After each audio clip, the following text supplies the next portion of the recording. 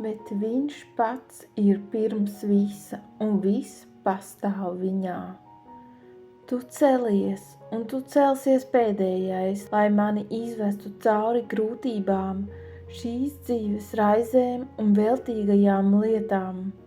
Tu esi Dievs, jā, tu esi Dievs.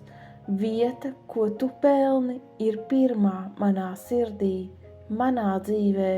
Kungs ieņem vietu pāri visam, pāri manai dzīvei, pāri manai sirdī, pāri manai gribai, pāri maniem lēmumiem. Ieņem vietu pāri manām dienas plānam, pāri manām iespējām, pāri manam saprātam. Ieņem šo pirmo vietu. Ieņem vietu pāri manai dzīvei, manai ģimenei, maniem bērniem, manai draudzei.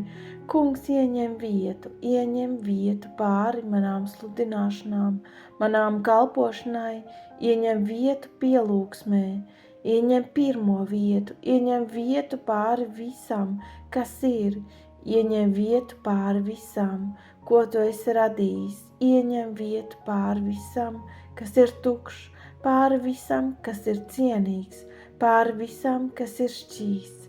Ieņem šo pirmo vietu, Kungs, Jēzu Kristu, ieņem šo vietu.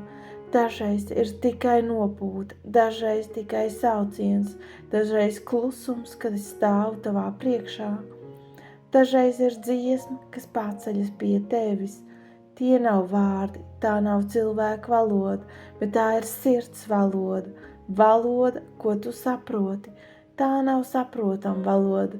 Tā nav cilvēciskās gudrības valoda, bet mana sirds, kas runā ar tevi, sirds, kas nopūšas pēc Dieva, sirds, kas tevi meklē. Uzklausi mani sirdi šodien, lai es varu izteikt visu, ko esmu sevī glabājusi. Es visu nododu, Kungs, tavās rokās. Jā, es visu nododu, jo tu esi pirmais. Amen.